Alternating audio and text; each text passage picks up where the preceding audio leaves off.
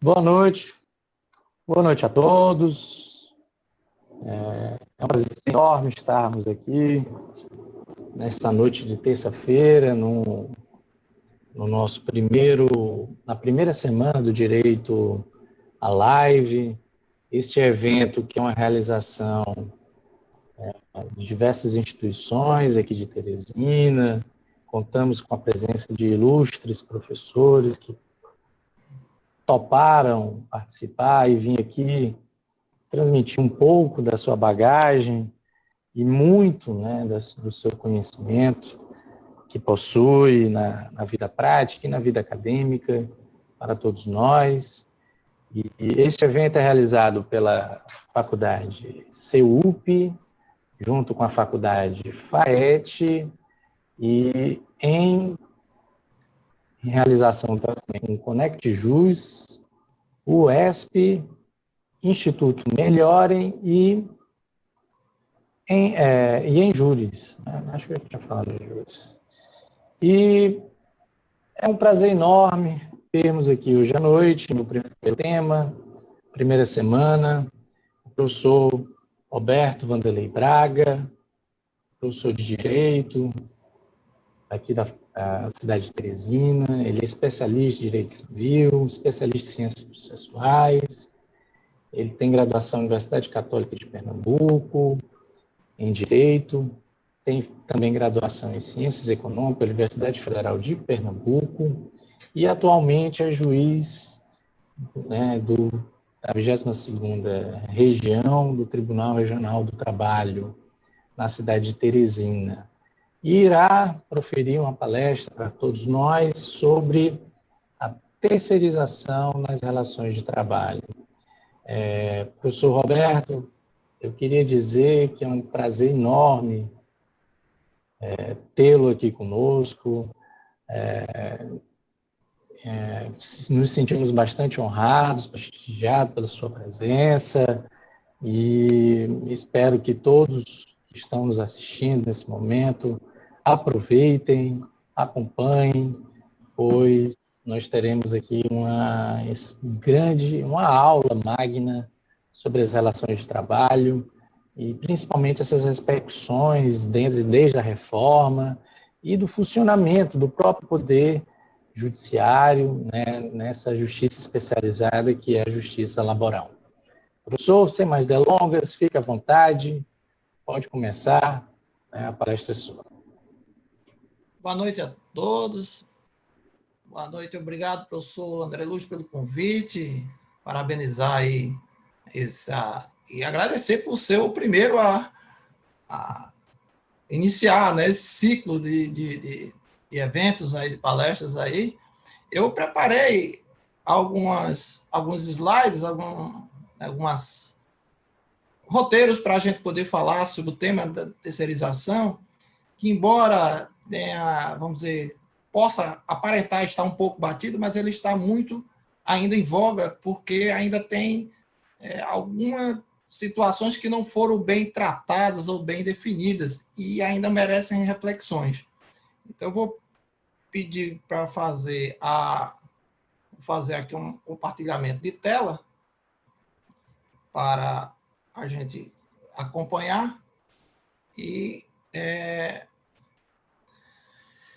bom, dentro dessa perspectiva, né, das relações das nossas temáticas, inicialmente, antes de tudo, gostaria de parabenizar a todos pela organização desse evento, todos que estão imbuídos disso acontecer, dessa grande onda de eventos, de falas, de debates, discussões. Professor, pelo André Luz, pelo convite, fiquei muito honrado aí pela indicação. Elogiar todas as instituições de ensino, né, que fomentam os debates, que trazem temas que se preocupam pedagogicamente, academicamente, com as grandes novidades ou grandes situações que ainda afligem a sociedade e provocam desconfortos sociais. Exaltar também o papel, além de todo, do Instituto Melhorem, né, que está despojando no cenário jurídico, solidificando, ganhando corpo e aí promovendo esses eventos algo que deve ser exortado e deve ser ressaltado. Aqui, professor, apesar do senhor já ter falado uma parte eu só, para mostrar aqui, nessa apresentação minha, da minha pessoa, como é a minha fala, como é que será a minha perspectiva, o meu observar do tema. Eu sou juiz aqui no Piauí desde 2004, né? Fui servidor na Justiça do Trabalho de 89 a 2004 no TRT de Pernambuco. Desses 15 anos que fui lá, 7 anos eu fui diretor de secretaria, né? A partir de 97 até 2004, antes da saída eu fui diretor de vara. Sou professor da FAET desde 2008, mas fui professor da Universidade Federal de Pernambuco, professor substituto de 99 até 2002. E depois de 2002 a 2004 fui de uma faculdade privada lá, Faculdade dos Guararapes, na época, e depois vim para Teresina e tive que me desligar. Fiz um concurso profissional na UESP em Picos, quando eu tomei posse, mas depois vim para cá e não dei seguimento, né? Minha formação é em economia, inicialmente, depois eu fiz direito, quando fui ao tribunal. Fui bancário durante 3 anos. E, atualmente, aqui em Teresina, eu estou como juiz auxiliar da 4ª Vara de Teresina. Sou juiz coordenador do SEJUSC, primeiro grau, coordenando as conciliações do primeiro grau. Sou membro de vários comitês do tribunal, trabalho seguro, PJE. Então, eu tenho diversas atuações aí, e esse é o meu olhar interno e externo. Nesses 15 anos que eu fui servidor de Pernambuco, eu atuei no balcão. Então, eu conheço as angústias de advogados, de reclamante, de trabalhador, de empresas, de sindicatos patronais, sindicatos profissionais, arrematantes, as próprias pessoas do dia a dia, empregador doméstico, empregadas domésticas que iam lá pessoalmente fazer o seu justo postulante.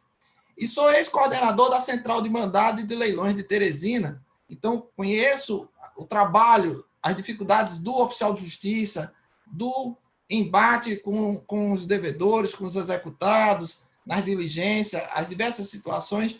Então, a expropriação dos bens, as dificuldades que nós temos de expropriar bens do devedor. Então, dentro desse cenário, dessa visão institucional e acadêmica, é que eu vou tentar abordar o tema da terceirização. Então, esse vai ser o meu olhar. Para isso, eu coloquei aqui uma abordagem do tema só com orientação. Eu vou tentar falar, ou vou tentar demonstrar a CLT e o contrato de trabalho subordinado, como é que é a visão legal da consolidação, as relações de trabalho principais ao longo do tempo e sua relativização, como foi encarado ao longo da história, as normas de relativização e a posição do TST, como é que o TST via essa nova necessidade de adequação, que embora se diga que o TST tem alguma sistema protecionismo, ele teve muita relativização com relação ao sistema tradicional. As decisões do STF em relação à súmula 331, que trata da terceirização. E aí vamos verificar as alterações, principais alterações legislativas na lei do trabalho temporário, que depois passou a ser uma lei de terceirização, porque o que antes versava do ponto de vista da técnica jurídica de uma determinada matéria, foi introduzida uma matéria que não se coaduna com o tema principal, né? Então, dentro da técnica jurídica, da hermenêutica jurídica, isso não é a melhor solução, mas foi realizada. E depois, como a reforma trabalhista, conhecida como reforma trabalhista 13.467, a lei, alterou essa nova alteração, bem no mesmo ano. Depois eu vou tentar mostrar, ou entrar, ainda que não profundamente, na modernização trabalhista, que é a palavra utilizada no discurso jurídico-político, vamos dizer assim, e como isso pode precarizar as relações de trabalho. E, por último, eu vou colocar 3 pontos principais, existem outros, mas 3 pontos principais que envolvem ou que induzem a uma visão não muito agradável do sistema das relações de trabalho, que são esses 3 elementos aí. Então, alguns slides eu vou passar adiante, mas vou deixar à disposição do professor André Luz para eventual divulgação, se for necessário. Bom, a CLT é o contrato de trabalho subordinado. Nós temos diversas relações de trabalho, né?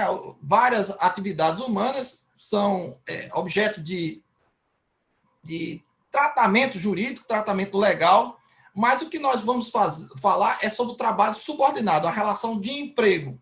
Então, o conceito legal, ou seja, que temos na CLT, está no artigo 2º e 3º, tentando classificar o que seria empregado e empregador aos olhos da lei, da legislação trabalhista. Porque, às vezes, a lei trata determinados termos para aquelas hipóteses, né? Então, por exemplo, ele diz uma verba, férias indenizadas. São indenizatórias, mas para fim de habilitação na falência, seria de natureza salarial. Então, a lei, ela trata determinados institutos aos olhos daquele sistema que ela está versando. Então, o empregador, o que é empregador? Existe crítica, mas não vou trabalhar nisso aí. É empresa individual ou coletiva que, assumindo os riscos da atividade econômica, os riscos, quem assume é o tomador de serviço, admite, ou seja, é ele que deixa ingressar no seu estabelecimento e realizar a prestação de serviço, assalaria, ou seja, paga, é oneroso esse contrato, não é gratuito, e dirige a prestação pessoal de serviço. É aí onde a gente vê a subordinação jurídica. Você tem diversos tipos de subordinação, mas aqui nos interessa a subordinação jurídica. Eu, como professor, eu alieno, eu transfiro a minha força de trabalho para que um tomador de serviço possa assim utilizar. Não pelo sistema escravagista que ele é tomado, mas no sistema de voluntariedade nesse aspecto. Equipara-se, a lei diz, olha, para fins da relação de trabalho, essas pessoas jurídicas se equiparam para fins da relação de trabalho, e aí ele diz, ó, para os fins exclusivos da relação de emprego. Então, na relação comercial, tributária, pode não ser essa mesma moldura jurídica. Profissionais liberais, são aqueles que contratam aquela secretária, alguma coisa e tal. As associações recreativas que não têm fim lucrativo não são empresas, mas também admitem pessoas para prestar serviços e remunerar. E aí ele diz assim, o que é grupo econômico, né? Agora com a Lei 13467, diz, olha, empresas que têm vários, conglomerado, né, de empresas que têm várias linhas de atuação, comércio, indústria, serviços, com uma coordenação ou uma subordinação da hierarquia, uma holding ou uma controladora, né? Seja o que a gente pode chamar de, vamos dizer, grupo econômico horizontal ou vertical, né? Segundo a doutrina, elas também são consideradas empregador único para fins da relação de emprego. Então, ou seja, você tem aquele que assina a carteira e tem aquelas outras que, se for necessário, poderão ser acionados e pagar, responder pelo pagamento de verbas do contrato de trabalho. E aí, a lei agora, a lei da reforma trabalhista 3467, 2017, estabeleceu o que é que não caracteriza grupo, né? Uma técnica, às vezes, que o legislador usa de negar para dizer o que é. Então, ele diz, não caracteriza grupo econômico, e aí estabelece quais são a mera identidade de sócio, porque isso dava muito problema na execução, né? Às vezes a pessoa participa de uma determinada empresa em outra, e isso por si só não configuraria, então o legislador procurou estabelecer. E o que é empregado, aos olhos da lei? Temos, de um lado, o tomador, o empregador, e o outro, o empregado. A pessoa física, então eu não posso constituir uma pessoa jurídica e celebrar um contrato de trabalho, presta serviço de natureza não eventual, ou seja, não significa continuadamente, sem solução de continuidade, mas que haja uma repetição da prestação de serviço ao longo do tempo, sob a dependência desse, a dependência é uma dependência jurídica, ou seja, dependendo de ordem, dependendo de orientação, dependendo de todo o estabelecimento, todas as linhas da prestação de serviço, e mediante salário, ou seja, mediante o pagamento de uma conta-prestação. Eu presto serviço e tenho uma conta-prestação pelo serviço. Bom, então isso é um requisito. Dentro dessa perspectiva da CLT, isso de 43, com algumas alterações agora recentes, a CLT estabeleceu o seguinte, olha, quem tiver mais de 10 anos na empresa, ele tem uma estabilidade, ele tem o direito de não ser dispensado se não for uma justa causa ou um motivo de força maior, que não possa dar continuidade ao... Então, essa era a relação de trabalho e de emprego nas origens, que era realmente aquilo que nossos pais, nossos avós admitiam. Atualmente, a gente vê outras formas de relação de trabalho um pouco mais diferenciada. E isso, como a CLT tem uma consolidação das leis, ou seja, uma reunião sistematizada de leis pré-existentes, adequada para um determinado momento, isso também já existia, essa estabilidade garantida, a garantia do emprego, na Lei 4682 de 23 e na lei considerada Lei Eloy Chaves também de 35. A CLT em 43 consolidou e estabeleceu o 492 com esse cenário. Então, a gente tinha uma continuidade, né? Se a gente for para a antropologia, a sociologia do trabalho, etc., a gente vai ouvir falar em pertencimento, né? Ou seja, as pessoas pertenciam, vestiam a camisa, né? A velha expressão, fulano vestia a camisa, ele se incorporava na empresa, queria passar mais tempo na empresa. Hoje temos uma precariedade, uma versatilidade de alguns por opção, outros por imposição do próprio sistema. Então, essa forma de trabalho que a gente conhece, tradicional, ela, ao longo do tempo, ela sofreu algumas relativizações, né? Não se diga que a justiça nunca observou a realidade socioeconômica. As orientações, as jurisprudências do TST, a consolidação nas súmulas, a gente percebe isso, né? Por quê? Na CLT, ela já tinha um pouco de relativização. Ela dizia, olha, o contrato de trabalho ela pode ter uma duração efêmera. Ela pode ter um contrato de trabalho determinado no tempo. Esse contrato de trabalho não precisa ser muito rígido, como eram os contratos do direito civil, do codidiano, né? Então, ele precisa ser um acordo tácito ou expresso, verbal ou por escrito, não precisa necessariamente ser por escrito, salvo quando há uma determinação na lei, o jogador de futebol, tal, ele tem um regramento diferenciado. E pode ser por prazo determinado ou não. Então, eu poderia, por uma necessidade específica do meu contrato de trabalho, umas férias, um acidente de trabalho, contratar pessoas por um prazo determinado, né? Ou tempo determinado. Há uma crítica na doutrina dizer não é por prazo, né? Se é prazo, tem determinação. Então, seria tempo determinado ou tempo indeterminado. Bom, e o que é que era contratado dessa forma de exceção? A regra era a continuidade. O contrato é por tempo indeterminado. O que é que relativizava esse prazo não ser definido, esse tempo não ser indeterminado? Era quando a execução de determinado serviço exigisse essa pré-determinação. Então, um contrato de experiência, a lei diz, olha, pode ser até 90 dias. Então, às vezes a pessoa diz assim, não, são 45 dias. É porque o contrato por prazo determinado ele só pode ser renovado uma vez, justamente porque a regra é o tempo ser indeterminado. Então, ele diz, olha, você pode ter um contrato de experiência que pode ser até 90 dias, mas como você só pode renovar uma vez, a praxe colocou as empresas, as gestões de pessoa, a celebrarem 45 dias, já com a potencialidade de renovar por uma vez, e aí mais 45 dias, que dá o total de 90 dias para a experiência, não um contrato de prova. Bom, e aí, as atividades empresariais de caráter transitório, ou seja, a própria duração da empresa, né, teria uma fixação no tempo. Então, não poderia ter uma indeterminação no contrato. Então, aí justificaria. A Lei 13467 colocou esse trabalho intermitente, que é uma figura jurídica que eu não vou entrar aqui, mas que procurou-se trazer uma modernização dessas relações de trabalho, né, trazida aí da Europa, de alguns, mas não importaram adequadamente.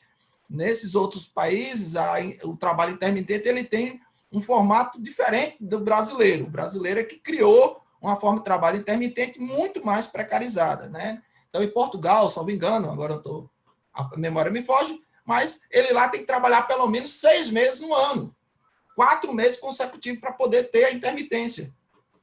Aqui no Brasil, a pessoa pode trabalhar um dia no ano e ser intermitente, vamos dizer assim. uma coisa mais longa, né? Bom, mas essa não será. Mas houve, ao longo do tempo, uma modificação legislativa garantindo algumas adequações ao sistema novo. Bom, e aí nós temos as primeiras quebras. Aquele contrato que ficava com mais de 10 anos garantiu a estabilidade foi atingido por uma necessidade econômica da década lá, da 5107-66, que foi a lei do FGTS.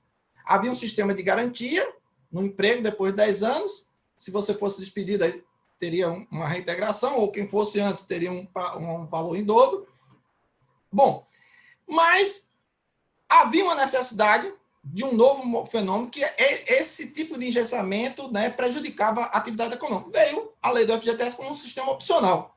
A venda desse produto foi isso, era opcional. Na prática, quem não optasse não era contratado, né? Então, raríssimos casos a gente tem alguém que optou pelo regime da CLT e não pelo regime do FGTS.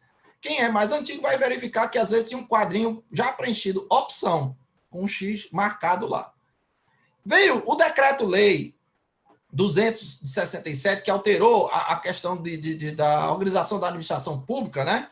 O professor Sinés até faz um destaque nisso, né? Que ele teria sido um pontapé inicial de terceirizações no Brasil, porque quando ele fala na organização, ele fala de descentralização, desconcentração, etc. E lá diz a descentralização da administração federal poderá ser para a órbita privada, mediante contratos ou concessões. O que seria isso? Você pegar a atividade pública e entregar para um ente privado mediante um instrumento jurídico, que seria um contrato ou uma concessão. Isso seria o primeiro, né, vestígio de uma terceirização. Transferir do público para o privado uma atividade que inicialmente era dele, que ele deveria prestar, mas que por uma relativização jurídica transferiu. Veio a lei de cooperativa de 71, e nessa lei de cooperativa nós tivemos as cooperativas de serviços.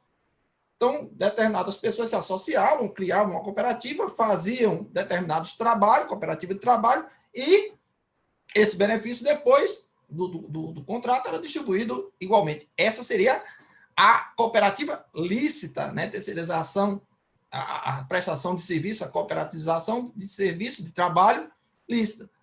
O fato é que, ao longo do tempo, isso era desvirtuado e, consequentemente, gerava alguns reconhecimentos de vínculo de emprego, porque havia justamente uma ilicitude na prática do instituto como ele era.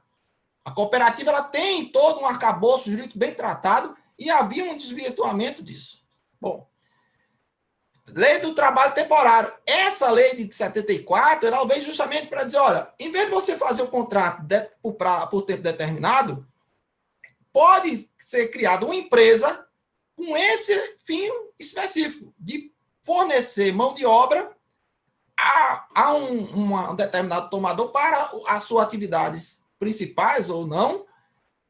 Em vez de ele contratar, ele transfere para uma empresa especializada e, com isso, ela fornecer essa prestação de serviço, que a atividade da empresa de trabalho temporário era perene ao longo do tempo, mas o trabalhador, para aquela empresa que era contratante da empresa de trabalho temporário, tinha uma determinação, justamente para que não houvesse um desvirtuamento do instituto jurídico que foi criado, para acomodar os anseios, as demandas. Olha, eu não quero ter o trabalho e fazer a regimentação do trabalhador. Eu quero que uma pessoa faça. É possível? É. O ordenamento criou essa figura jurídica. Bom, vamos ver que depois ela teve alteração por duas normas recentes, 13.429 e a 13.467. A lei de vigilância de valores, né, transporte de valores, a 7102 de 83, também retirou, isso foi um grande anseio das entidades bancárias, tirou a questão da guarda de valores dentro de segurança, em vez de ser uma categoria de bancário dentro dessa realização de serviço, passou a ser realizado por uma empresa especializada em serviços de vigilância e transporte de valores. Então, isso também foi uma acomodação, um atendimento do legislador a esse clamor da economia, né? Isso geralmente é a lei econômica que dita a lei jurídica. Infelizmente, a gente pode não querer admitir isso, mas a gente vê no dia a dia, empiricamente, que é assim que acontece, né? A lei dos portuários avulsos, né, que não são trabalhadores, mas são equiparados a trabalhadores, em 93 também, né, tirando a necessidade de você ter uma contratação específica de trabalhadores próprios e poder ser arregimentado por um órgão gestor de mão de obra, isso poderia ser feito pelo sindicato, para prestar serviços a determinados tomadores no porto, geralmente que era assim, mas também tem em outros ramos aí também de atividades. Depois, essa lei do trabalhador avulso foi alterada também por outra norma aí de 2009, né?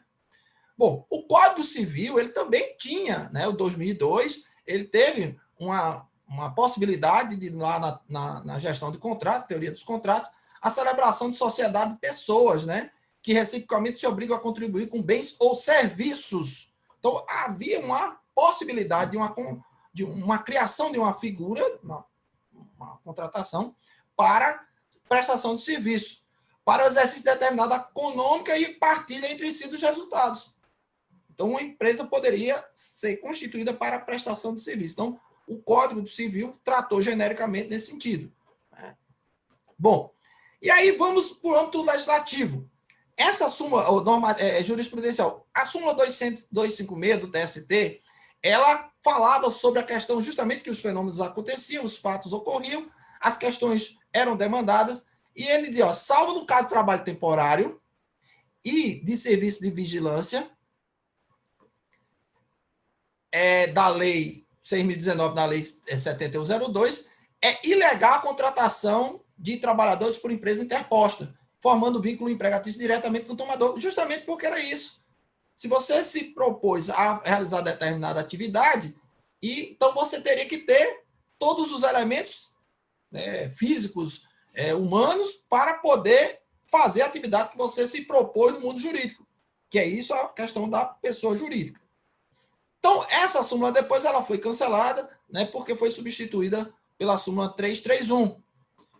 Essa súmula 331, ela estabelece a contratação de trabalhador por empresa interposta, ela é ilegal, salvo na questão do contrato de trabalho temporário. Ou seja, eu não posso contratar uma outra pessoa para obter a prestação de serviço do trabalhador dela para os fins específicos meus. Então, se eu quiser isso, eu tenho que fazer por uma empresa de trabalho temporário. Essa foi a primeira ideia.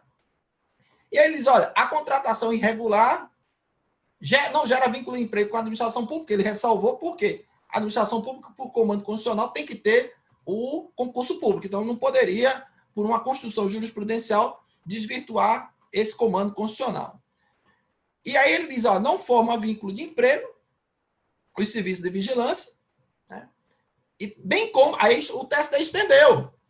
Ele estendeu, disse, olha, aquilo que é conservação e limpeza também pode, e aqueles que são serviços especializados, ou seja, que tem uma especificação, ligados à atividade meio do empregador. Esse conceito de atividade meio e atividade fim, isso tem uma crítica na doutrina, na jurisprudência, mas o que é atividade fim? É aquele objeto social que você se propõe a realizar. Se é uma instituição de ensino, nesse é o ensino. Precisa de quê? Professores. Precisa de outros, da segurança, da limpeza, pode, mas a atividade principal é essa. O banco, pagamento, recebimento, precisa de um caixa? Precisa. De um gerente? Precisa. Pode terceirizar outro, atendimento, alguma coisa? Pode. Atividade meio, que não seja ligada à atividade fim.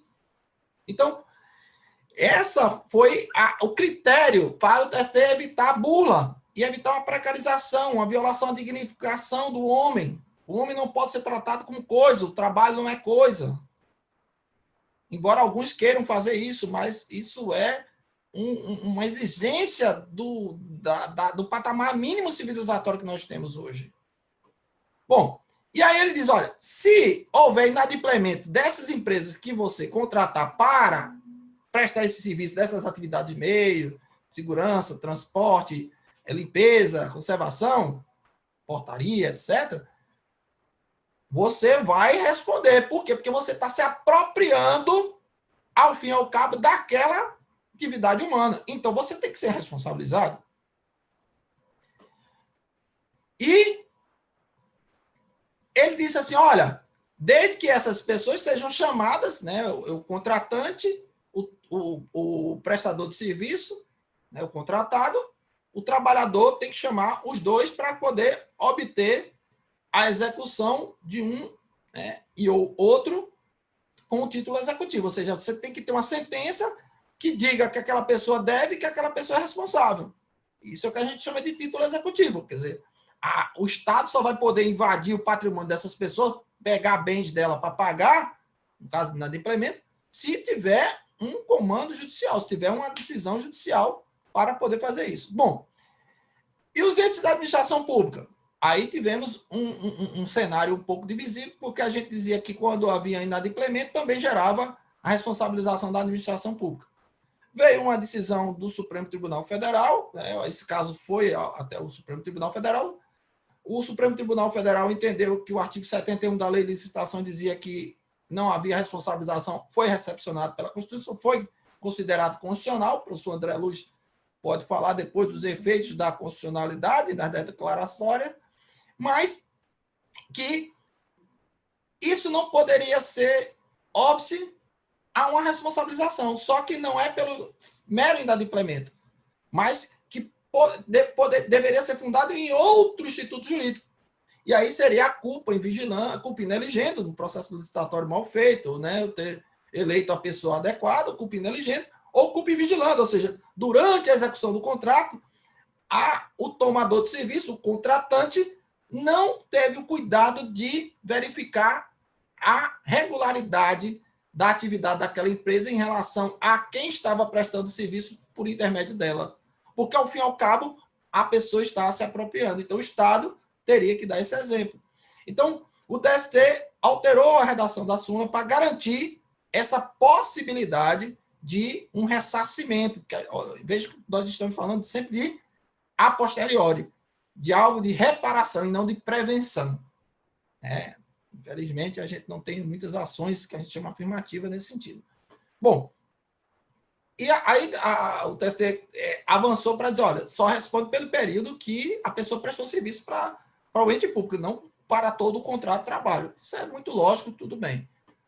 Bom, então vamos ali, a Lei 6.019. Vamos entrar agora na questão dessa principal norma que transferiu a atividade, a possibilidade de atividade de fim para uma outra empresa interposta. Isso foi um grande avanço.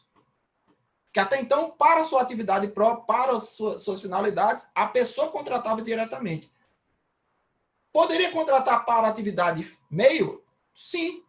Mas esse avanço da 6.019 era que até a atividade própria, fim, objeto social, poderia ser transferido para outra. Então, era instituído o regime de trabalho temporário dessa forma. Veio a Lei 13.429 e disse, olha, as relações de trabalho temporário na empresa de prestação de serviço e nas respectivas tomadoras e contratantes regem por essa lei. E vejam só, que aí não se falou só de trabalho temporário.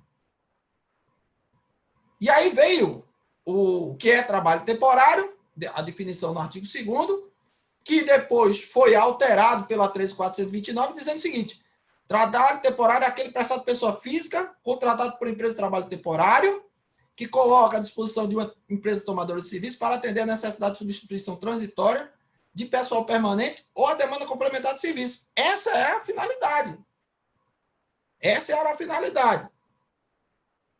Entretanto, a Lei 13.429 procurou dar uma alteração nisso, colocando empresa prestadora de serviço a terceiros. Veja que a questão era um trabalho temporário, passou a ter uma coisa permanente.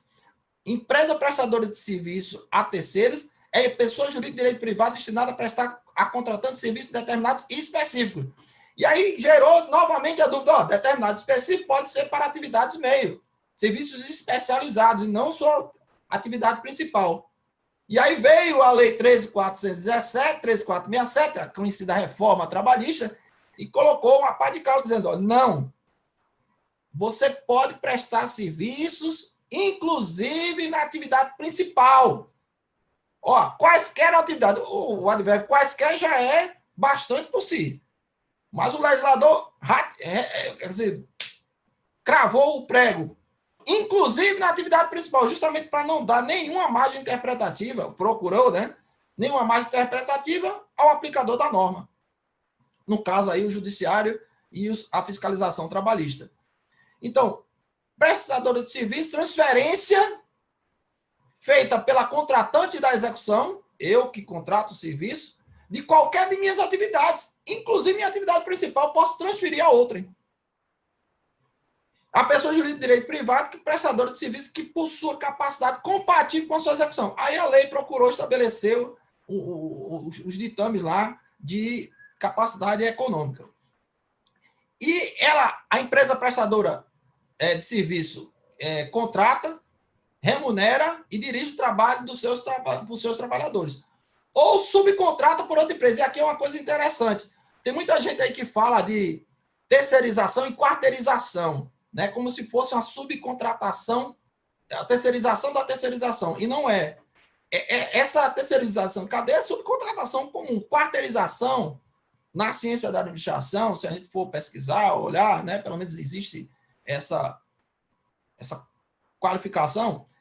A quarteirização é quando você pega as empresas terceirizadas e contrata uma outra empresa para gerenciar esse contrato de terceirização. Você delega a administração da terceirização para uma empresa contratada, uma outra terceirizada. E não é terceirizar o serviço que você contratou. Então, quarteirização seria isso, né? Pelo menos na ciência da administração, se a gente for pesquisar, a gente vai encontrar isso. E o direito tem que avançar perante a ciência da administração, que é de onde veio o Instituto. Bom, mas o que a gente sabe aqui, você pode terceirizar, essa empresa aqui pode terceirizar o que já foi terceirizado. Uma subcontratação. Igual empreitada e subempreitada. Você faz uma empreitada com determinada empresa, essa empresa subempreita para outra. É o mesmo sentido, o mesmo fenômeno. Bom, e não se configura vínculo. Mais uma vez, o legislador dizendo o que não é para dizer o que é. Né? Não se considera vínculo de empregatício entre os trabalhadores ou sócios da empresa prestadora de serviço, qualquer que seja o seu ramo. Mais uma vez, ele procurou tirar a vinculação da atividade principal, atividade, enfim, qualquer que seja o ramo, não gera vínculo de emprego. Mas não gera vínculo de emprego se não tiver os elementos que eu coloquei lá inicialmente do que é empregado e do que é empregador. Se eu tiver subordinação jurídica dessas pessoas ao tomador de serviço, o vínculo de emprego é direto com o tomador. Por quê? Porque a lei ainda não foi revogada e ela diz, aquele que tem a subordinação jurídica. Ah, mas não existe, os prestadores de serviço não recebem ordem do tomador. Em tese, não deveria. O que ele pode ter é uma orientação do serviço que está sendo prestado. Olha, o posto de vigilância deve ficar aqui, não ali. Né? Mas, se o serviço não está bem prestado, o que é que deve ocorrer? A empresa deve se dirigir ao outro tomador e esse tomador é que vai substituir aquele trabalhador por outro, né? Vai fazer as correções que ele tem devida, mas não o tomador, porque ele não é o empregador dele. Né? Há apenas uma transferência parcial dessa subordinação, mas não é total. O poder punitivo e outras figuras não lhe são totalmente inerentes. Né? Bom, caminhando aqui para não perder. Bom, aí vamos ter o Supremo foi provocado, né, para discutir o entendimento dessa súmula, né? E aí o professor André, né, depois pode falar ou debater, é a questão se seria possível uma declaração de inconstitucionalidade de súmula.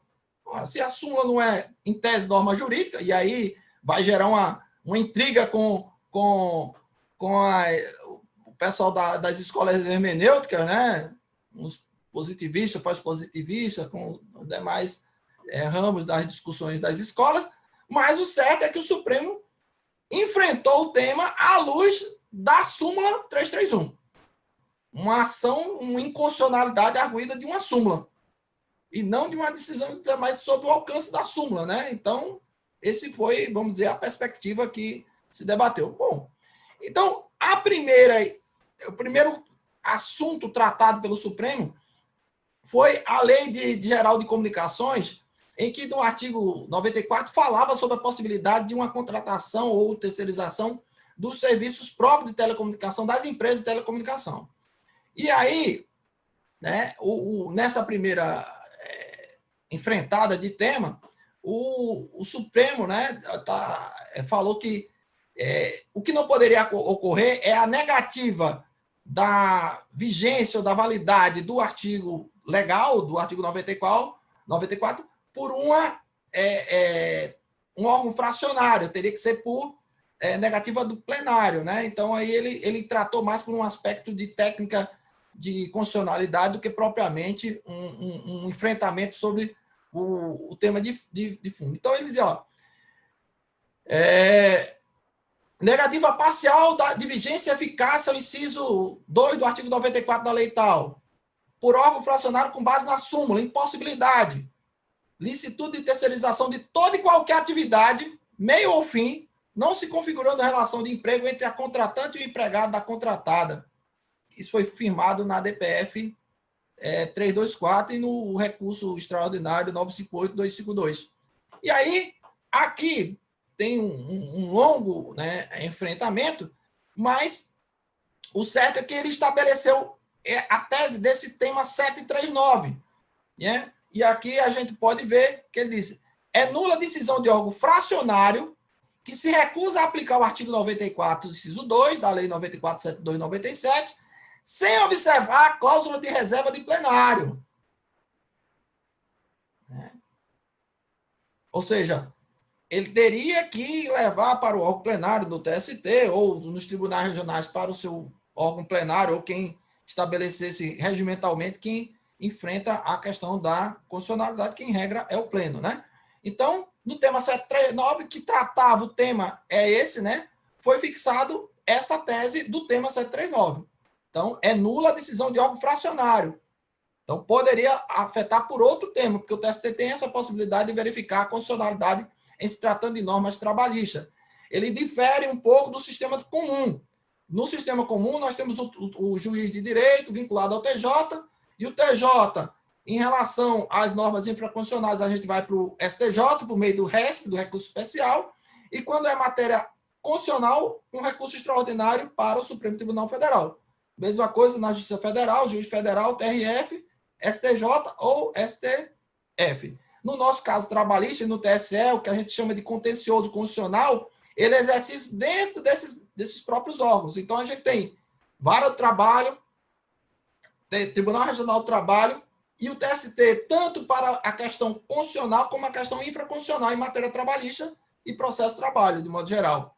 Então, nós temos um contencioso constitucional. Por isso que o STF diz que tem que ter uma cláusula de reserva do plenário lá para declarar a constitucionalidade ou não e depois vir para poder negar a vigência. Né?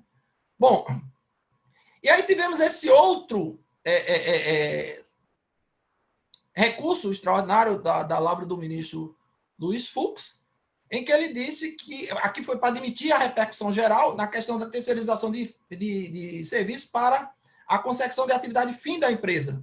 Então, o tema aí também foi esse, mas de modo geral. Né? E aí ele entendeu que a possibilidade de terceirização e de sua licitude, que é uma controvérsia sobre a liberdade de terceirização, é uma fixação de parâmetros para a identificação do que representa atividade fim. Possibilidade, repercussão geral reconhecida. É um primeiro crivo para poder o STF enfrentar os temas. Né? Ele tem que admitir que aquele tema tem uma repercussão que não é um caso só específico do professor André, do professor Roberto, de qualquer do João, José Maria, Raimundo Nonato. É de algo que vai alcançar um cenário jurídico, que vai ter uma repercussão geral, né? Transcendência e tal. Bom, e aí, no enfrentamento de um outro recurso, agora ele falou sobre a representativa da controvérsia com relação ao tema de terceirização no âmbito da administração pública, que foi aquela que alterou a súmula 331. E aí ele diz, terceirização no âmbito da administração pública, súmula 331. Né? Então, ele enfrentou sobre a questão que estabelecida na súmula. Bom, isso dá um outro tema, professor André, para os professores de hermenêutica e constitucional discutir sobre a possibilidade de repercussão geral enfrentando constitucionalidade de súmula, né? Então, bom, e o certo é que nesse artigo 71, o ministro só fazendo um adendo, professor, Pois não?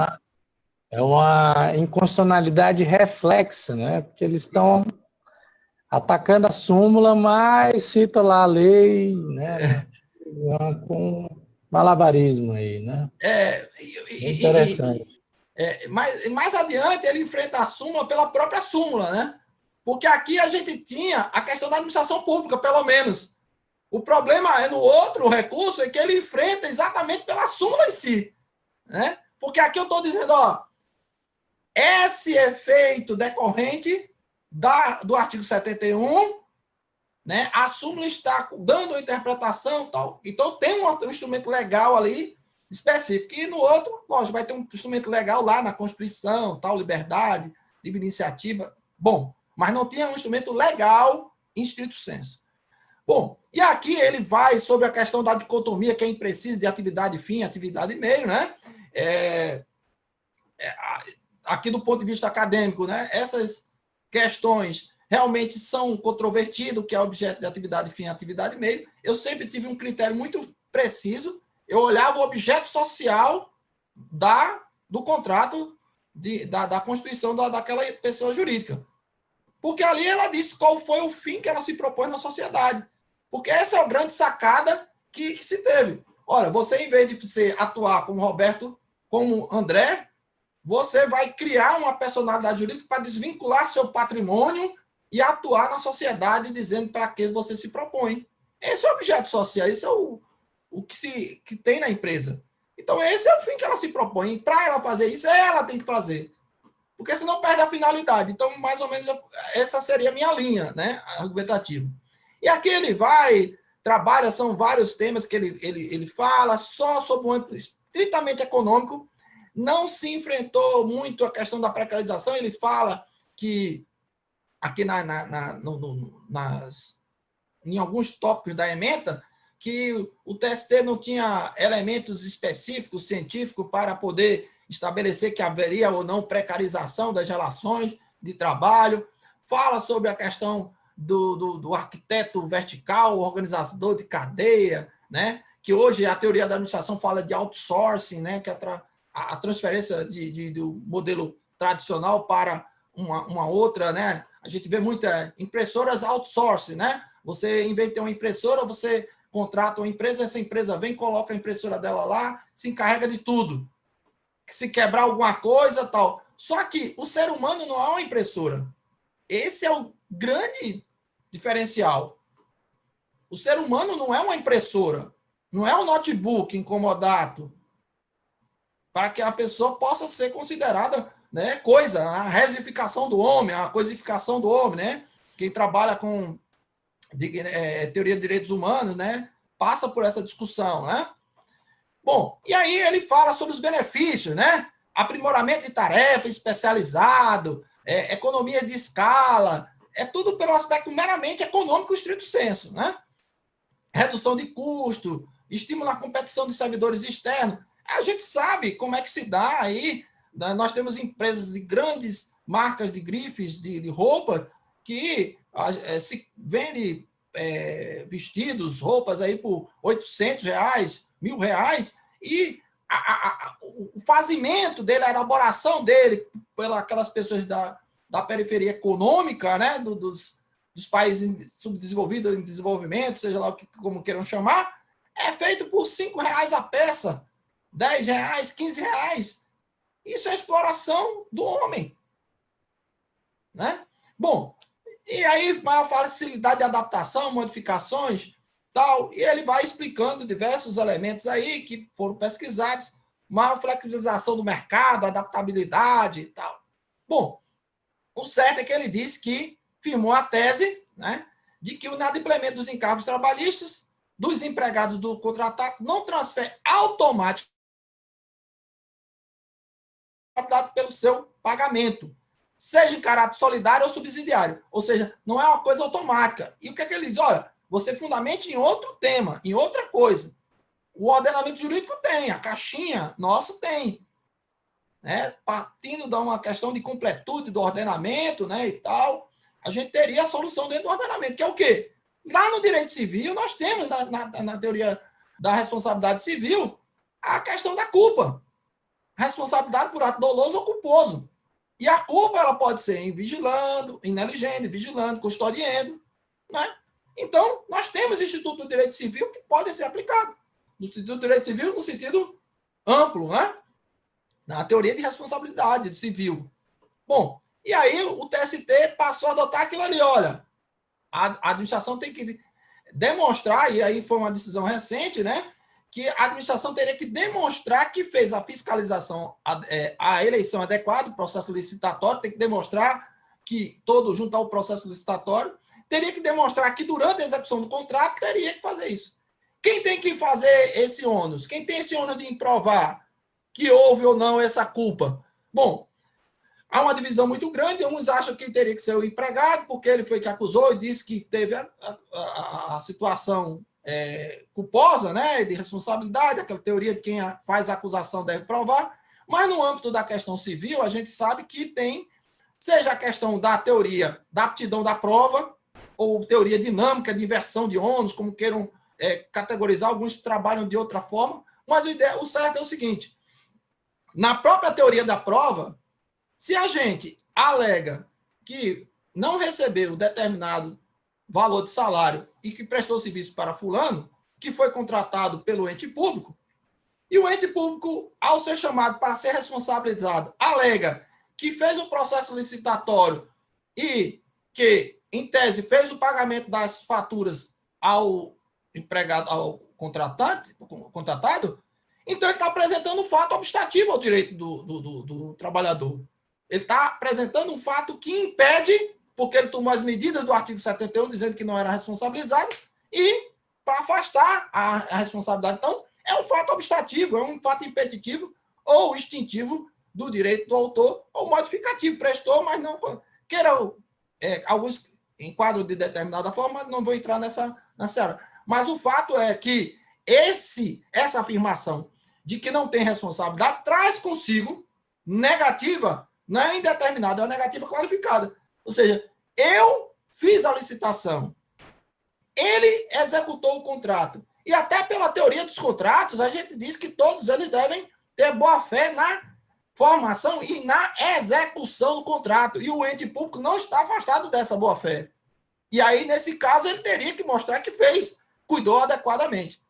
Bom, e aí temos aí a questão da outra controvérsia de repercussão geral, aí aqui sim, a questão da terceirização num sentido amplo, né?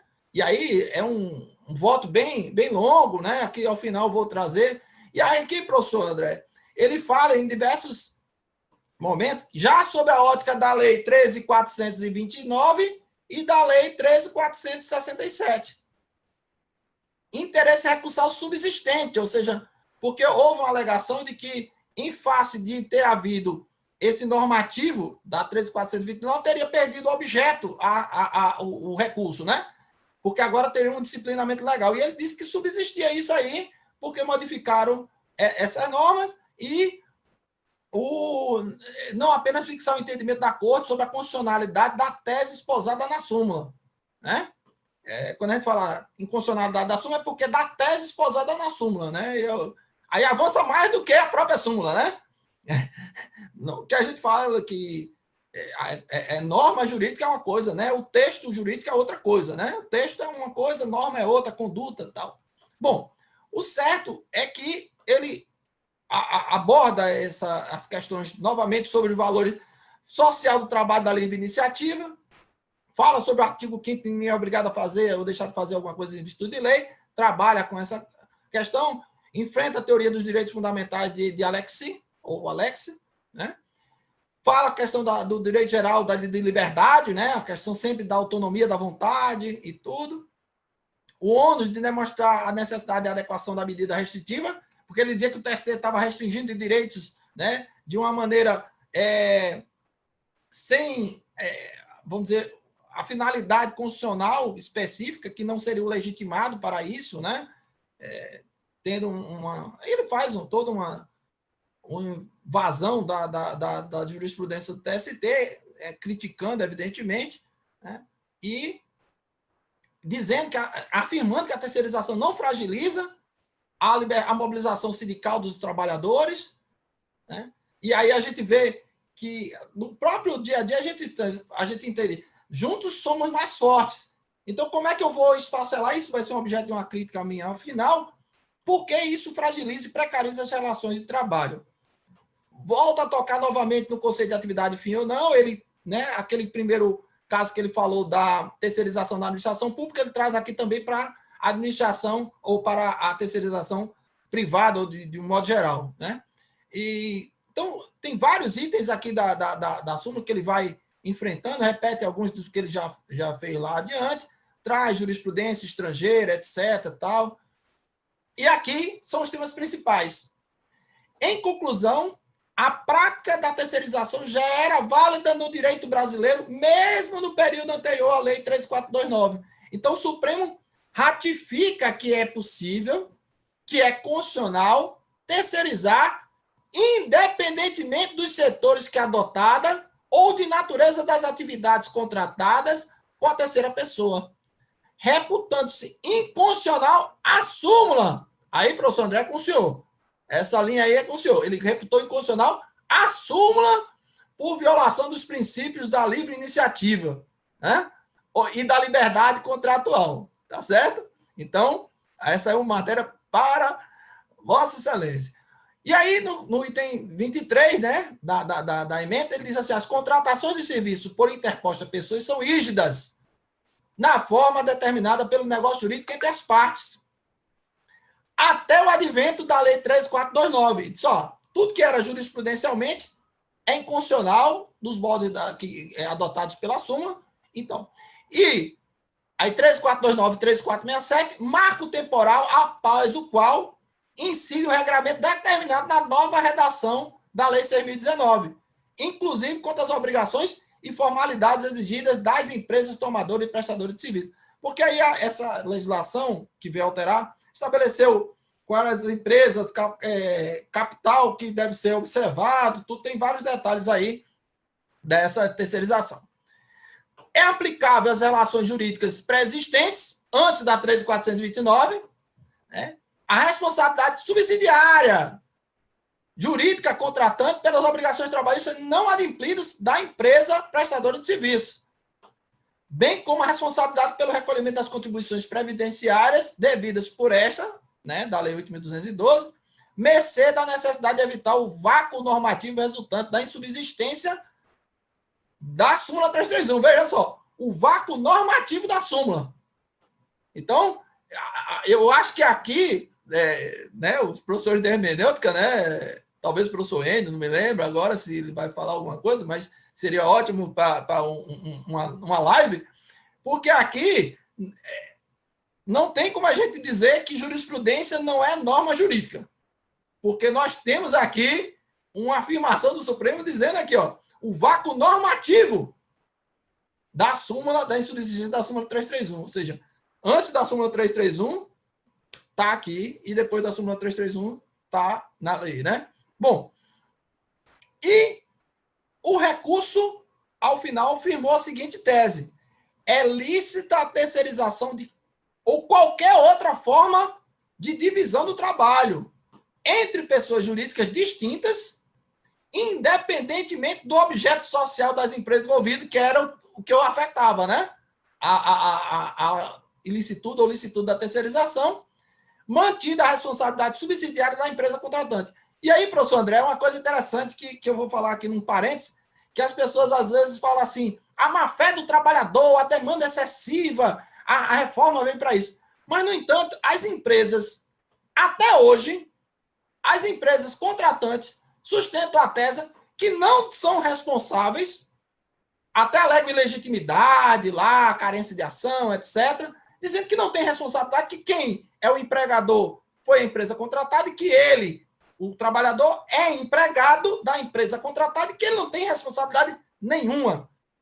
Ora, temos uma lei específica, um entendimento, né, dizendo que tem responsabilidade, a lei estabelece a responsabilidade e nós ainda continuamos recebendo essas teses. O que caberia aqui, talvez, ao fim e ao cabo, seria uma litigância de má-fé, dessas empresas tomadoras, né? Porque estavam advogando contra a lei. Contra a lei. E entendimento pacificado no Supremo Tribunal Federal.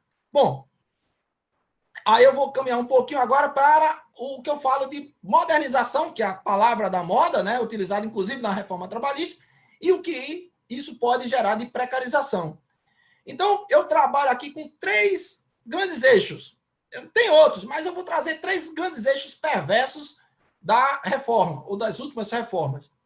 O artigo 8º da CLT dizia que as autoridades da Justiça do Trabalho poderiam trabalhar, invocar a jurisprudência, a equidade, fazer uma integração jurídica, evidentemente, para solucionar as lacunas, né, no ordenamento, a lei não prevê tudo.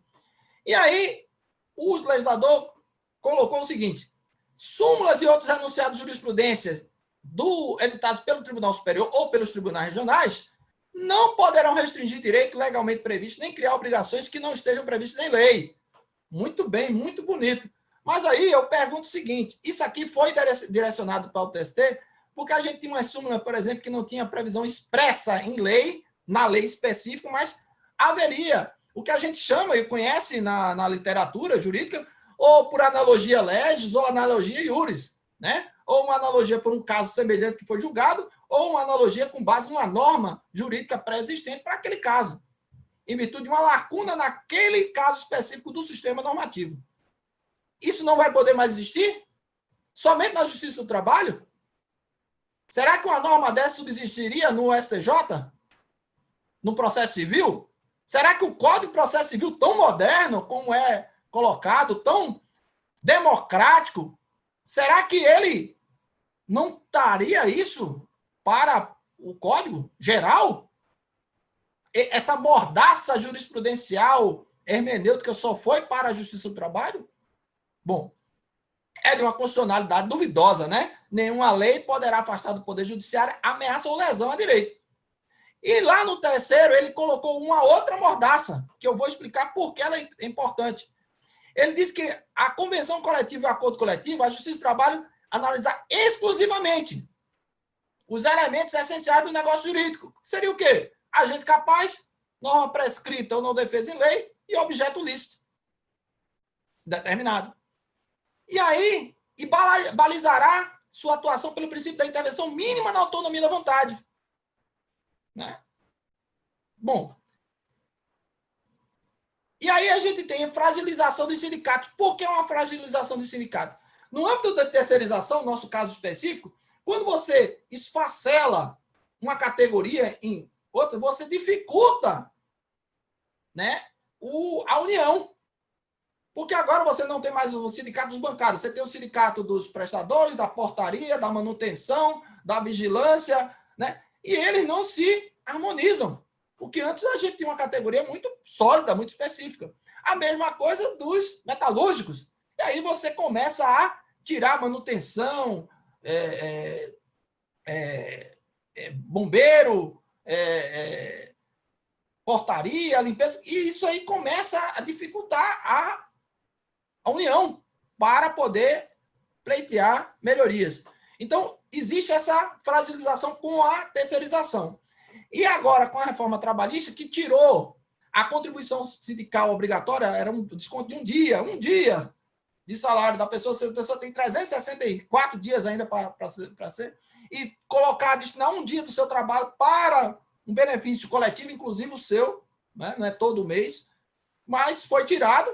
Só que esse tipo de atitude do legislador, em confronto com o sistema que nós temos de unicidade sindical, fragiliza sensivelmente a atividade do representante da categoria profissional. Por quê? Porque você mina diretamente o sustento.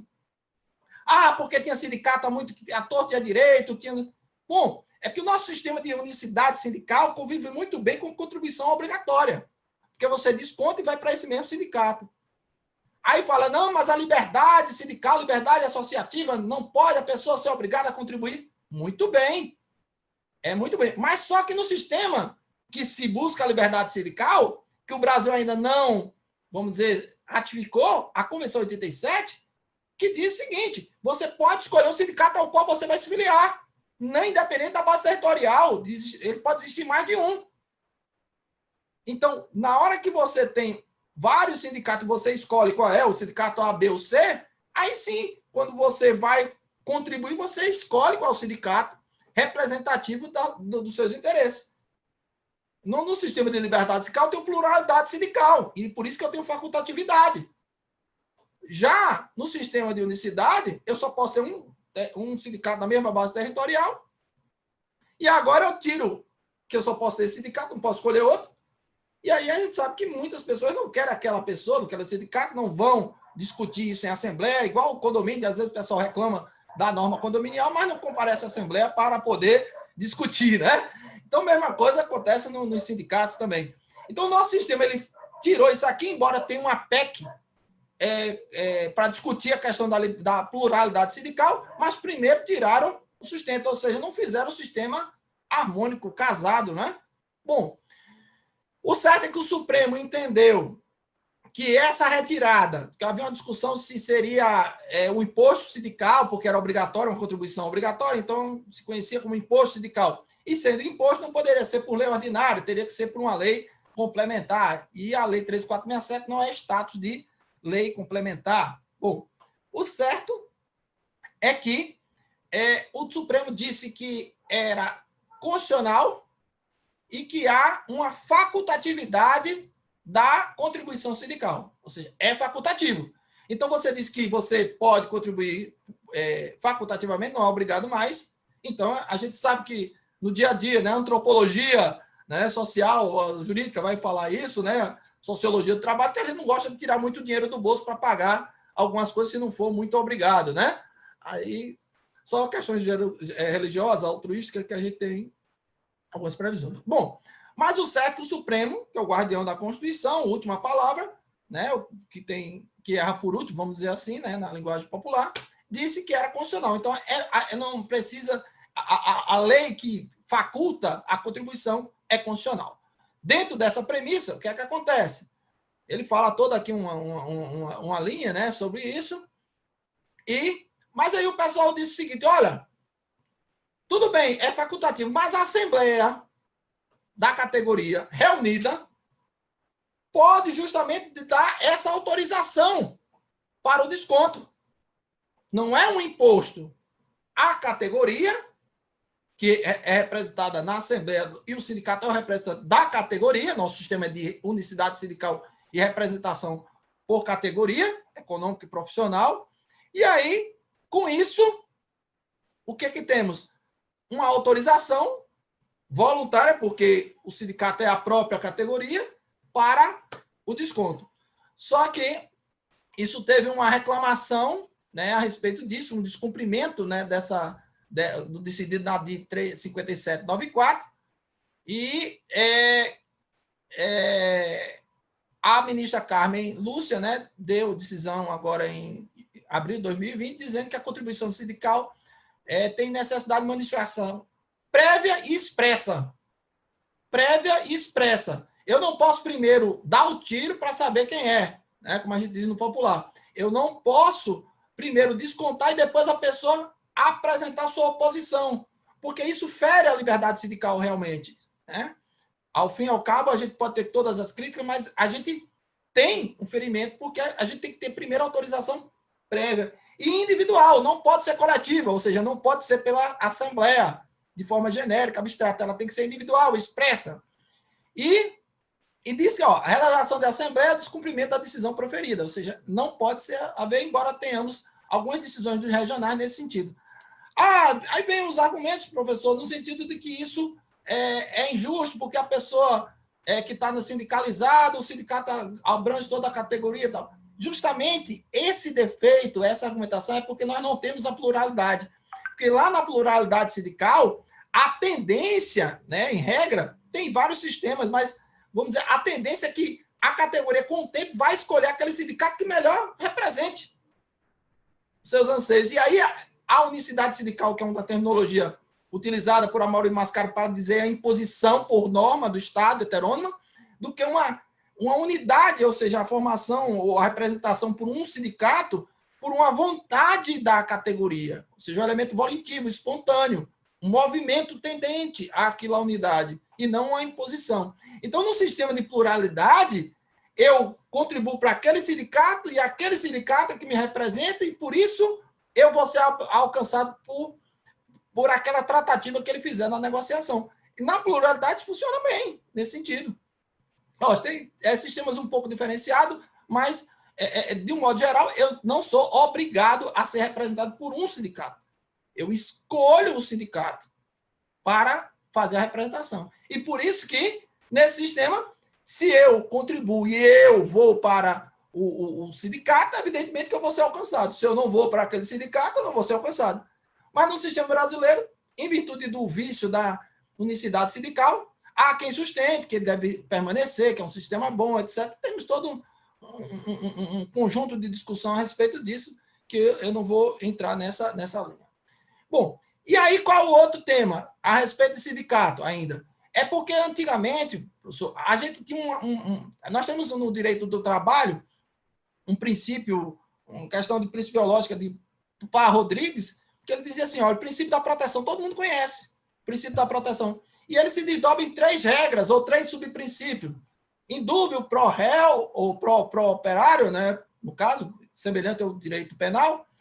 A regra, ou princípio da norma mais favorável, aplicar aquela norma que é melhor adequa às melhorias do contrato do trabalhador. A norma mais favorável é aquele caso, nós temos 2 normas coexistentes, qual é a melhor? E aí a gente tinha no artigo 620 da CLT essa positivação desse princípio, essa manifestação expressa, que ele dizia, ó, as convenções coletivas prevalecerão sobre o acordo quando mais benéfica. Por quê? Porque na hermenêutica tradicional, o que nós temos? As regras de, quando tem antinomias, né? A gente tem a lei posterior revoga anterior naquilo que for contrário. Mas a norma posterior, se ela for geral, ela não ataca a norma especial. Estuda a especialidade, critério da especialidade.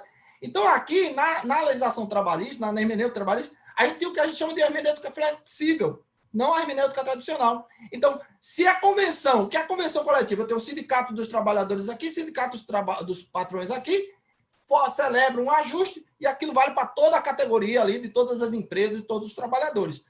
No acordo coletivo, eu tenho o quê? Uma empresa ou grupo de empresas, o sindicato dos trabalhadores aqui.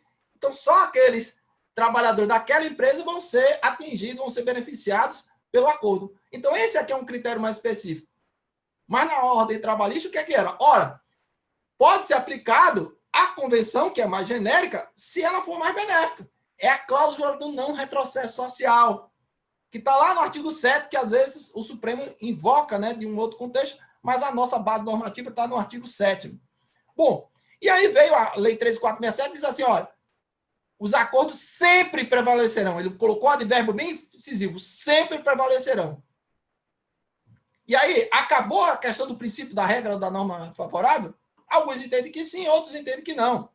Ele apenas fez uma melhoria legislativa e disse assim, sempre quando for melhor, porque o artigo 7º, a gente tem que dar uma interpretação conforme, que diz assim, são direitos dos trabalhadores urbanos e rurais, além de outros que visem a melhoria da condição social, entre eles o reconhecimento das convenções coletivas e acordos coletivos. Então, prevalecerão sempre, desde que mais benéfico, que não haja um retrocesso. Né? Então, pode dar essa interpretação conforme, aí, na técnica de aproveitamento do trabalho legislativo, né? de não colocar por água abaixo isso aí, adequando aos institutos constitucionais. E, bom, então aí, o que é que acontece? Vamos supor, professor, que nós tenhamos a terceirização de uma instituição. Vamos supor que eu pegue um banco e terceirize gerência, caixa, vigilância, atendimento, limpeza. Eu só tenho agora a pessoa jurídica do banco. Eu não tenho nenhum funcionário empregado do banco. Talvez um para contratar, fazer o contrato desses terceirizados. Aí eu digo, senhor, vamos supor que haja uma... Eu deixo pelo menos 2 caixas. Vamos trabalhar com 2 caixas. Aí eu faço eu quero fazer um acordo coletivo. O sindicato vem, coloca para a Assembleia. Qual é a Assembleia? 2. Porque os outros caixas todos são terceirizados. E aí eu tenho 2. Se não for aprovado, a gente sabe que foram os 2, né? Que votaram. A gente, no dia a dia, você acredita que essas pessoas vão ainda permanecer no emprego? Sem um sistema de estabilidade? Muito raro, né? Bom, então você tem o artigo 8º dizendo que o Judiciário do Trabalho não pode invadir, preservando a autonomia da vontade coletiva. Tem o artigo 620 que diz: o acordo sempre prevalecerá. E nós temos um sistema de terceirização de qualquer tipo de atividade. Evidentemente que isso esfacela qualquer tipo de relação psicológica, de pertencimento a uma instituição. A gente tem isso, a gente tem que pertencer a uma faculdade, tem que pertencer a um grupo religioso, a uma igreja católica, protestante, ao candomblé, ou até mesmo um grupo ateísta. Qualquer coisa, a gente tem o nosso grupo de sala de aula, nós temos o grupo de pós-graduação, nós temos o nosso grupo social do futebol, do jogo de damas, do jogo de xadrez, do jogo de tênis. Nós temos um pertencimento, nós precisamos nós nascemos criados em sociedade. E isso, no âmbito da relação de trabalho, fica prejudicado. Né? Então, quando você pega esse tripé, tem outros, né? Evidentemente, desdobramentos aí, mas quando eu pego esse tripé, esse trio perverso, né? Eixos perversos que eu chamo da reforma, evidentemente que eu não posso chegar a uma conclusão que isso não vai ser prejudicial. E outra, se a questão é a redução de custo, evidentemente, se eu terceirizo um trabalhador que ganhava R$3.000 para um que ganha 1.500, eu estou reduzindo. Ah, mas você pode contratar 2 trabalhadores e ficar 1.500. Ou seja, o poder aquisitivo da sociedade, ou seja, o fluxo de dinheiro que está circulando, continua sendo 3.000. Né? E a gente sabe que todo o dinheiro nosso ele vai para o consumo. Regra geral é isso. Só quando você está numa outra situação, mas a regra geral de classe média e classe baixa todo vai voltar. Então, veja só, se eu tenho uma diminuição de salário agora, né, do conjunto salarial, não é dentro da mesma empresa, né, mas vamos terceirizar, né, eu não preciso mais de 10, ou precisar só de 5, esses 5 vão ser contratados ou subcontratados em outro ramo ou no mesmo ramo e vão ganhar menos, porque a ideia é a terceirização e redução de custo. Essa é a principal causa. Está ali expressamente, ou quem não queira dizer, indiretamente, nas emendas do Supremo, que o objeto foi livre iniciativa do mercado. Então, vejam só, se eu antigamente eu ia, 5 pessoas iam para o trabalho de carro, e agora eu tenho uma redução, eu vou ter que economizar. Então, vamos fazer o sistema de carona. Então, veja só, se eu tinha 4 pneus por carro, eu tinha 20 pneus sendo desgastados. Eu tinha uma empresa que vende pneus e que faz balanceamento, alinhamento, trabalhando com esse mercado. Se agora as pessoas tratam com a carona solidária, eu vou ter um carro só andando por dia, para gastar só 4 pneus, não 20. E, evidentemente, que a demanda pelos serviços vai diminuir, porque o carro vai sofrer menos desgaste, em tese. Consequentemente, eu não vou precisar daquela mesma quantidade de mão de obra. Para onde vai essa mão de obra? Aquela pessoa que fazia aquele lanchezinho na frente de daquela loja de carro, não vai ter aquela mesma quantidade de funcionários. Consequentemente, ela vai diminuir o produto de venda dela. Evidentemente que o mototaxista, aquela pessoa que vai entregar ou qualquer coisa, empregado ou não, queria fazer entregas, vai diminuir, em tese. Então, veja que existe uma cadeia espiral para baixo. Quando você mantém um poder aquisitivo, a propulsão é para cima. Porque você estimula a reversão do aumento que você deu totalmente para o consumo, em tese. Indústria, comércio, serviço, de modo geral. Mas quando você diminui, vai diminuindo isso. Eu diminuo o serviço, eu diminuo a aquisição da indústria, do pneu, vai diminuir a demanda. Aquela pessoa que ia de carro passa aí a pé, é melhor para a saúde e tal, tem toda uma história, e começa a diminuir. Então, nesse cenário todo, professor, eu passei aqui muito do horário, né? mas é porque o tema, o senhor me deu uma certa liberdade, eu me empolguei aqui, e realmente esse é o cenário que eu vejo que não é muito agradável, né? Então, o que é que eu digo assim, olha, associar todos esses elementos, né, isso induz uma precariedade na geração de trabalho subordinado. Sustenta-se a necessidade de modernização da legislação do trabalho para atender esses novos anseios.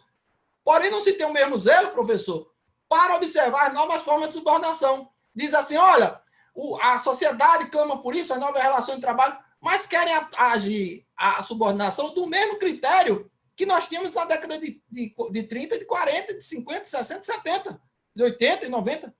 Não. Hoje nós temos novas formas, nós temos o que se conhece na doutrina de uma subordinação estrutural, ou seja, não precisa aceita aquela determinação, basta que você se integre à estrutura, à rede, né, da entidade tomadora, né, do serviço, desde que ele coloque você naquela política decisória para um acréscimo ou decréscimo de investimento, né, de capital, etc. E você tem, ou seja, você está integrado na estrutura, é uma forma de subordinação atual. Ou, agora, com esses algoritmos, em que o próprio sistema estabelece ali qual é o local que tem mais coisa, onde é que você vai, nos aplicativos, aumenta a tarifa, você não aumentou, quem aumentou foi a empresa, não é você que define o preço, então como é que tem essa autonomia? Eu presto serviço quando eu quero, sim, depois de determinado tempo você pode ser cortado. Então, existe uma nova forma de deixar aquele prestador de serviço, aquela relação de trabalho, de forma subordinada, por outros aspectos modernos também. Mas não. E aí eu faço uma associação ao dirigir, né? A gente olha para frente para saber para onde é que vai, novo horizonte, né? Para onde estamos indo. Mas se a gente tem que olhar para o retrovisor para saber de onde a gente veio. Mas se a gente olhar para o retrovisor, olhar só o passado, a gente não vai sair do canto em relação àquele avanço jurídico. Então, eu olho subordinação para o retrovisor, eu vou bater e não vou sair, vai acontecer um acidente. Qual é o acidente? Eu não vou reconhecer aquela pessoa que estava passando ali, que era o transeunte, que era o trabalhador. Eu vou atropelá-lo porque eu não vi que a subordinação jurídica não é mais aquela, é a outra, que é da frente. Se eu estiver olhando para a frente também na subordinação, eu vou não atropelar o trabalhador, não vou atropelar o valor social do trabalho, que é também garantido na Constituição. Nós temos que fazer essa situação. Professor, eram essas considerações dentro da perspectiva que eu estava querendo abordar. Tem outras, mas essa seria a principal que eu tenho para trazer aqui como um debate. Eu sei que não tem a perspectiva, né, de, vamos dizer assim, comover todo mundo ou de unificar. Eu acho que tem que ter a crítica. O direito é isso, né? É uma ciência de duas verdades, né? Então, devolvo a palavra, agradeço mais uma vez a atenção de todos e o seu convite e todas as instituições que estão promovendo esses eventos. Professor, você é bastante modesto. Na verdade, isso aqui foi uma aula muito proveitosa, uma aula bastante complexa. Você conseguiu aprofundar e, ao mesmo tempo, tornar bem fácil, né, para grande parte aí dos nossos ouvintes, né, sobre esse tema que é muito atual, que é motivo de filmes, né, tem filmes sobre essa precarização, né, ganhando prêmios, inclusive, né, nessa denúncia que a gente vivencia constantemente, inclusive na nossa realidade de Teresina. E é interessante, né, que toda vez em momentos de crise, né, e a doutrina jurídica do direito do trabalho comprova isso, né, é um fato histórico, na verdade, é que toda vez no momento de crise atacam somente a parte mais fraca, né, o trabalhador, ele é sempre visto como um vilão, né, enquanto que essa interpretação constitucional esquece de levar em conta, né, justamente o artigo 170 da nossa Constituição, que o capitalismo ele tem que levar em consideração a dignidade da pessoa humana. Então, não se pode, né, como você bem explicou e demonstrou, né, esses malabarismos que são feitos para um determinado fim e que eu, salvo me lembro, disseram que o Brasil ia crescer, que ia explodir a quantidade de empregos, e estamos aí esperando, né, desde 2017, essa explosão de empregos e esquecem lá da ordem social, econômica baseada na dignidade da pessoa humana, né, na proteção do meio ambiente e etc. Então, professor, na verdade, eu me sinto bastante honrado de estar aqui, né, mediando essa sua palestra, que foi bastante brilhante, e os feedbacks que nós estamos tendo aqui da turma, dos nossos ouvintes, foi uma palestra excelente, muito boa, incrível, e, e o melhor, né, das tecnologias é que vai ficar aqui, né, para a posteridade, tá certo? Nessa palestra, professor. O material depois eu vou pegar, vou colocar também aqui à disposição, né? Você colocou à disposição dos nossos participantes. E, professor, eu queria fazer aqui uma entrega simbólica, né? Fazer uma entrega simbólica do certificado que nós preparamos para apenas demonstrar, né, esse carinho e, ao mesmo Obrigado. tempo, essa honra, né, esse prazer de tê-lo, né, e está aqui o certificado, né, da terceirização das relações de trabalho, esse evento realizado, né, e é importante a gente reiterar, porque a construção do conhecimento é justamente pela disposição de pessoas, né, e como o senhor, que veio aqui trazer a sua enorme bagagem jurídica e de vida, né, professor? Eu fiquei impressionado aí, né? A sua bagagem, a sua história de vida é muito, muito bonita, né? Dá para fazer um filme, né? Se for ver. Como eu disse, professor, eu procurei mostrar pelos 31 anos que Sim, eu tenho de justiça do trabalho, né? sim, E sim. E também trabalhei mostra. na iniciativa privada, trabalhei 3 anos em banco e fui Aham, professor de um curso de inglês na época, né? sim, 1982. Quer dizer, eu tive uma experiência fora na vida privada e dentro da vida pública e tenho contato cotidianamente há 31 anos com esse sistema de relações, né?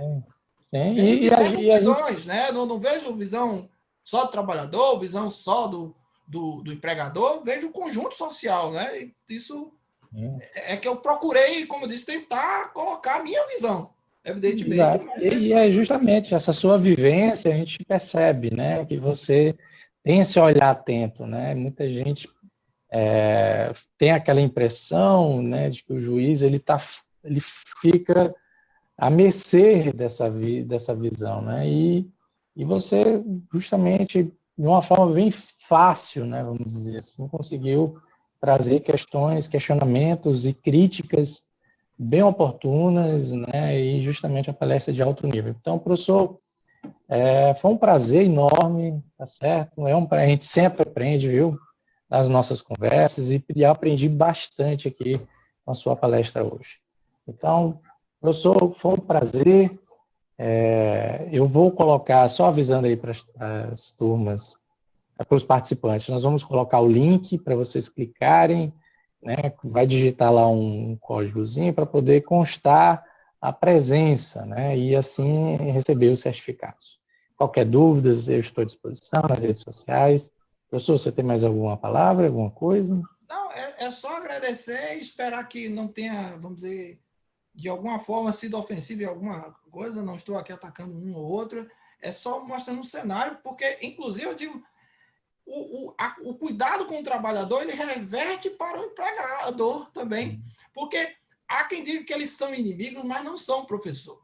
Eu Capital não é concordo. inimigo do trabalho, eles andam em comum acordo. Aqui e acolá eles têm um ponto de toque, mas eles são para cima. Então, Sim, por exemplo, o trabalhador ele está querendo ver o salário dele, ele não olha lucro. Quem olha o lucro é o empregador, é o tomador, o empresário. Então, o empresário, ele olha para o salário quando ele está afetando o custo. Se o salário dele tiver 10 mil reais, mas ele tiver com lucro de 10 milhões, ele não vai sentir isso. Então, a questão não é um interessado no do outro. Evidentemente que aqui e acolá o salário interfere no custo da empresa, em todas as despesas, aí vai ter um ponto de atrito. Mas eles não estão de olho um no outro, os interesses são próprios. Mas, então, se o trabalhador aumenta o poder aquisitivo, ele tende a trazer serviços e bens que serão produzidos. Então, há um crescimento. Na hora que o trabalhador tira o poder aquisitivo, essa pessoa que se absorve dessa demanda de bens e serviços vai também caindo. Verdade. É a minha visão, né?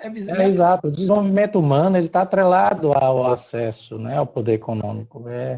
Educação, saúde, tudo isso vem do poder econômico. E o pior é que o Brasil já tem uma péssima igualdade econômica, né, vamos dizer assim. Então, o nosso país é muito desigual e, como você bem colocou, isso vai acirrar cada vez mais essa desigualdade que faz parte da nossa história. Então, professor... Agradeço mais uma vez, obrigado, coração, pelo seu convite, espero ter contribuído, fico à disposição para as nossas discussões também. Nós é que espero ficamos... ter colocado os temas para o senhor debater na sala de aula aí. A gente vai trabalhar, a gente já trabalhou alguns artigos aí, foi bem legal, e coisas que a gente tinha dito, né, e foi bem interessante. Mas, professor, nós é que agradecemos. Então, pessoal, uma boa noite, bom descanso e até a próxima semana com o X Legal do segundo encontro. Grande abraço a todos.